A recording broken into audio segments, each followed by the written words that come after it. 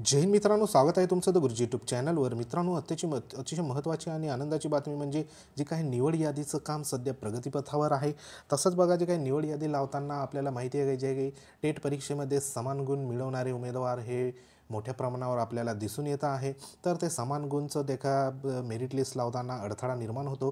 तर त्याच्यामध्ये जे काही शासन निर्णय आहे त्याच्यामध्ये जे समान गुण जर उमेदवारांना मिळाले तर कशा पद्धतीने जी काही मेरिट लिस्ट त्यांची रँकिंग लावली जाते, तर ती जी रँकिंग आहे ती सध्या जी लिस्ट आहे ती शॉर्ट आऊट सध्या झालेली आहे। तसंच बघा किती उमेदवारांना सध्या समान गुण मिळालेले आहे। तसंच बघा जे काही समान गुण असले तर रँकिंग कशा पद्धतीने ती लावली जाते त्या संदर्भात अतिशय महत्त्वाचं आजच्या व्हिडिओमध्ये आपण माहिती जाणून घेणार आहोत। तत्पूर्वी तुम्ही जर आपल्या चॅनलवर नवीन असाल तर चॅनलला सबस्क्राईब करा, बाजूला बेल आयकॉन आहे त्याला देखील प्रेस करा। तर बघूया आपण ती महत्त्वाची अपडेट पुढे। मित्रांनो, पवित्र पोर्टलवर जे प्राधान्यक्रम लॉक केले आहे त्यानंतर बघा जी महत्त्वाची प्रोसेस आहे ती सध्या प्रगतीपथावर जी सुरू आहे असं या ठिकाणी बघा कळवण्यात आलं आहे। तर त्याच्यामध्ये जे काही मेरिट लिस्ट किंवा निवड सूची बनवताना ज्या ज्या गोष्टी सध्या होत आहे त्या संपूर्ण गोष्टी जे काही न्यूज बुलेटिनमध्ये या ठिकाणी बघा महत्त्वाचं जे काही ऑफिशियल पवित्र पोर्टलवर न्यूज बुलेटिन नावाचा जो काही टॅब आहे तर त्याच्यामध्ये वेळोवेळी सूचना या ठिकाणी बघा प्रसारित होत आहे। तर त्याच्यामध्ये बघा या ठिकाणी महत्त्वाची जी काही 18/2/2024ला महत्त्वाचं न्यूज बुलेटिनला या ठिकाणी महत्त्वाचे शिक्षक पद भरतीबाबत प्रसिद्धीपत्रक ह्याच्यामध्ये बघा आलं आहे। तर ह्याच्यात जे दोन महत्त्वाचे पॉईंट ह्याच्यात देण्यात आले आहे तर ही सूचना तुम्ही वाचली असेल। तर ह्याच्यामध्ये बघा महत्त्वाचे जे काही दोन ज्या बाबी देण्यात आल्या आहेत त्याच्यात बघा एक महत्त्वाची बाब ह्या ठिकाणी देण्यात आली आहे का सध्या जे काही पवित्र प्रणालीचं जे काही लॉक केलेले प्रेफरन्स सध्या कामकाज सध्या कुठपर्यंत आलं आहे किंवा कोणतं काम सध्या सुरू आहे त्याच्यावर जी काही कार्यवाही आहे ती कोणती सुरू आहे। तर ह्याच्यात बघा जे लिहिलेलं आहे की शिक्षक पद भरतीसाठी उमेदवाराकडून जे प्राधान्यक्रम लॉक करून घेतल्यानंतर यंत्रणेकडील काम प्रगतीपथावर सध्या सुरू आहे। अनेक उमेदवारांना या ठिकाणी बघा समान गुण असल्यामुळे समान गुण असल्यास प्राधान्यक्रम ठरवण्याचे तरतुदी विचारात घेऊन उमेदवाराचे योग्य क्रम तपासण्याची कार्यवाही सध्या पूर्ण झाली आहे। तर या ठिकाणी बघा महत्त्वाचं आणि अतिशय IMP मुद्दा या ठिकाणी दिलेला आहे। कारण जे काही सध्या जे टीम आहे सध्या प्राधान्यक्रम लॉक झाल्यानंतर बघा जे काही महत्त्वाची यंत्रणा आहे प्रशासनाची, तर त्या प्रशासनाची यंत्रणेचं जे काही कामकाज आहे सध्या प्रगतीपथावर आहे। महत्त्वाचं म्हणजे ज्या निवड सूची संदर्भात मग त्याच्यात जी काही क्लिष्ट पद्धत होती म्हणजे क्लिष्ट जी पद्धत किंवा क्लिष्ट जी काही प्रक्रिया होती तर त्याच्यामध्ये जे समान गुण आहे तर समान गुणची पद्धत या ठिकाणी बघा महत्त्वाची होती। तर त्याच्यामध्ये बघा अनेक उमेदवारांना सध्या समान गुण या ठिकाणी मिळालेले होते। तर समान गुण जर मिळाले तर त्यानुसार या ठिकाणी जे काही शासनाचे जे महत्त्वाचे GR आहे त्याच्यामध्ये महत्त्वाच्या तरतुदी आहे तर त्या तरतुदी विचारात घेऊन या ठिकाणी योग्य क्रम तपासणीची कार्यवाही या ठिकाणी सध्या पूर्ण झालेली आहे। मग ह्याच्यामध्ये बघा जे महत्त्वाचे प्राधान्यक्रम आपण दिले टेट परीक्षा देत असताना बघा महत्त्वाचं ज्या उमेदवारांना म्हणजे या ठिकाणी सेम मार्क्स या ठिकाणी मिळालेले आहे तर ह्याच्यामध्ये तुम्हाला दाखवतो। तर आतापर्यंत किती उमेदवारांना या ठिकाणी सेम मार्क मिळाले तर ह्या लिस्टमध्ये तुम्ही बघू शकता ही एकंदरीत जे काही रँकची या ठिकाणी लिस्ट आहे।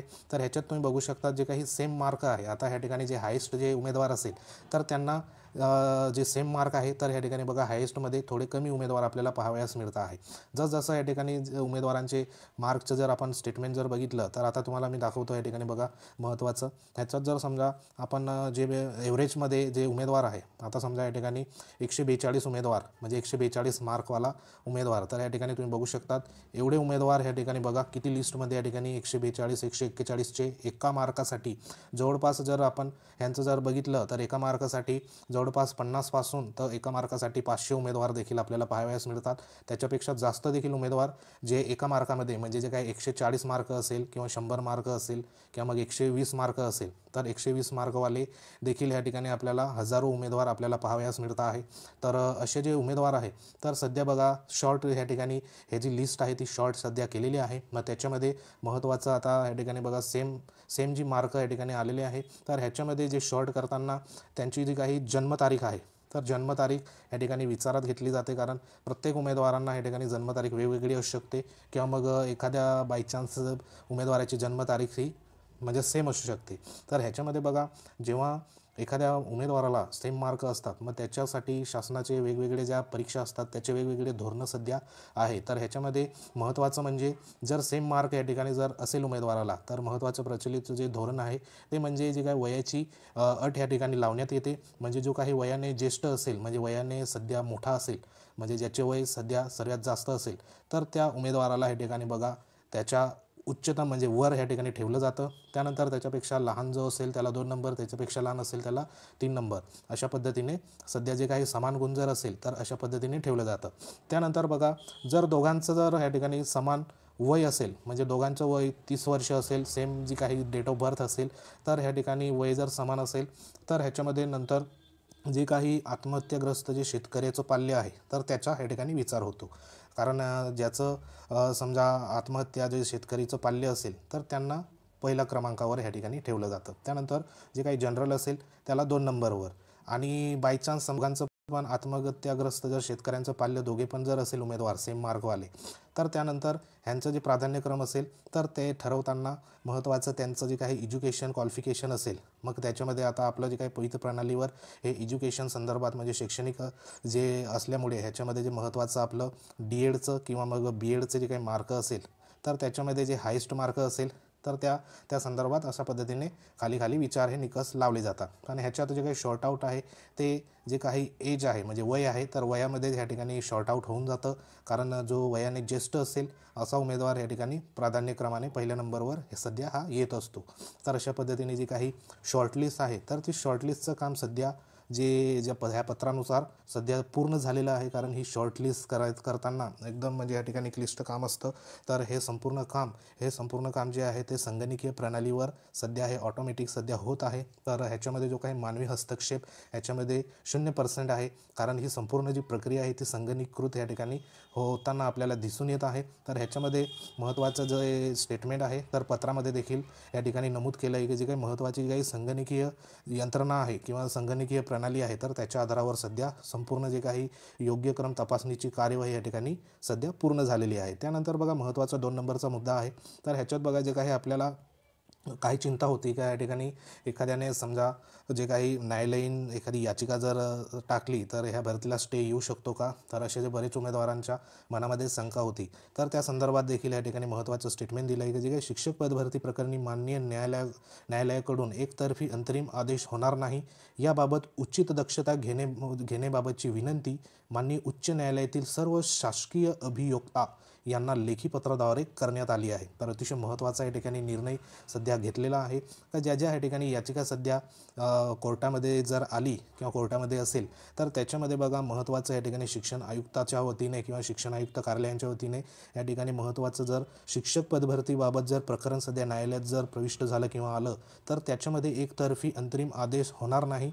ह्या संबंधित बघा, महत्त्वाचं उचित दक्षता घेण्याबाबतची जी विनंती अर्ज आहे ते माननीय उच्च न्यायालयातील सर्व शासकीय अभियोक्ता यांना लेखी स्वरूपात या ठिकाणी कळवलेलं आहे. म्हणजे जे काही आपले खंडपीठ असेल, मुंबई खंडपीठ असेल किंवा मग जे काही औरंगाबाद असेल, असे जे खंडपीठ आहे आपले तिघं खंडपीठ, तर त्यांना महत्त्वाचं या ठिकाणी पत्र देखील इथं पाठवण्यात आलं आहे. तर त्यामध्ये बघा, आता कोणतीही याचिका जरी पडली तरी ह्या ठिकाणी शिक्षक भरतीला कोणत्याही पद्धतीने अडथळा येणार नाही, अशी या ठिकाणी एक सुरक्षा आपण या ठिकाणी म्हणू शकतो. तर अतिशय महत्त्वाचा या ठिकाणी पत्राचा देखील या ठिकाणी व्यवहार सध्या केलेला आपल्याला दिसून येत आहे. तसंच बघा, शिक्षक पद भरती आता महत्त्वाच्या टप्प्यावर येऊन या ठिकाणी पोहोचली असून पात्र अभियोक्ताधारकांना संस्था जिल्हा परिषदेमधील नियुक्ती या संदर्भात याद्या तयार करण्याचे संगणकीय कामकाज सध्या सुरू आहे. ही पूर्णपणे पारदर्शक व संगणकावर आधारित प्रक्रिया असून त्यामध्ये कोणत्याही मानवी हस्तक्षेप होणार नाही याची दक्षता या ठिकाणी घेतलेली आहे. म्हणजे जी प्रक्रिया आहे सध्या जी महत्त्वाच्या टप्प्यावर या ठिकाणी बघा पोचलेली आहे सध्या, तर त्याच्यामध्ये जे काही नियुक्ती संदर्भात महत्त्वाच्या याद्या तयार करण्याचे कामकाज सध्या संगणकीय प्रणालीवर सध्या सुरू आहे आणि ते या ठिकाणी बघा लवकरच पूर्ण होईल अशी आपण या ठिकाणी अपेक्षा व्यक्त करूया. तर असे महत्त्वाचे या ठिकाणी जे काही सूचना याच्यात सध्या देण्यात आल्या, तर महत्त्वाचे जे 2 पॉईंट होते तर हे 2 पॉईंट, जो 1 नंबरचा पॉईंट आणि जो काही महत्त्वाचा न्यायालयीन जे प्रकरण संदर्भात महत्त्वाचे हे 2 पॉईंट सध्या ह्या बुलेटिनमध्ये महत्त्वाचे या ठिकाणी आहे. तसंच बघा, या ठिकाणी जर एखादं या ठिकाणी फसवणूक या ठिकाणी होऊ शकते, त्यामुळे या ठिकाणी महत्त्वाची एक सूचना देण्यात आली आहे का एखाद्या समजा अमुक जिल्हा परिषदेमध्ये नोकरी लावून देतो, अमुक संस्थेमध्ये भरती करून देतो, अशा स्वरूपात जर तुमच्याकडून नोकरीसाठी खोटी आश्वासने देऊन एखाद्याने जर फसवणूक जर करत असेल तर असे फसवणूक करणाऱ्यांना कडे या ठिकाणी बघा सर्व अभियोक्ताधारकांनी महत्त्वाचं जे काय आहे ते दुर्लक्ष करायचं आहे. आणि ते जर तुम्हाला सांगत असेल की तुम्हाला नोकरी लावून देतो तर त्या संदर्भात तुम्ही पोलीस ठाण्यामध्ये त्यांच्या नावाने तुम्ही या ठिकाणी बघा जी काही केस आहे तर ती देखील या ठिकाणी तक्रार नोंदवू शकतात. अशा संदर्भात या ठिकाणी महत्त्वाचं आव्हान या ठिकाणी करण्यात आलेलं आहे.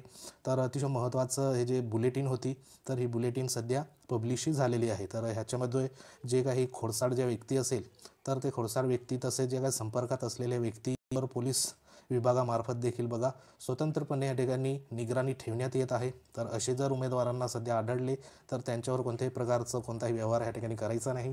जर तुम्हाला फसवणूक करत असेल तर अशा संबंधित जे उमेदवार असेल किंवा मग एखादा व्यक्ती असेल तर त्या संदर्भात महत्त्वाचं तुम्ही पोलीस ठाण्यामध्ये त्यांच्यावर फिर्यादही दाखल करू शकता. तर अशा पद्धतीने हे महत्त्वाचं पत्र सध्या न्यूज बुलेटिनमध्ये सध्या हे आलेलं आहे. तर आशा करूया ह्या महिन्याच्या एंडिंगपर्यंत जे काही कामकाज असेल ते पूर्ण हो. तसंच बघा वेळोवेळी तुम्ही न्यूज बुलेटिन ह्या टॅबला चेक करत राहा. त्याच्यावरती महत्त्वाच्या ज्या काही अपडेट आहे तर त्या ठिकाणी येत असतात. तर अशा पद्धतीने महत्त्वाचा व्हिडिओ होता. व्हिडिओ जर आवडला असेल तर लाईक करू शकता. तुम्ही जर आपल्या चॅनलवर नवीन असाल तर चॅनलला सबस्क्राईब करा. बाजूला बेल आयकॉन आहे त्याला देखील प्रेस करा. तर भेटूया एखाद्याच्या महत्त्वाच्या इन्फॉर्मेशनमध्ये. तोपर्यंत जय हिंद, वंदे मातरम.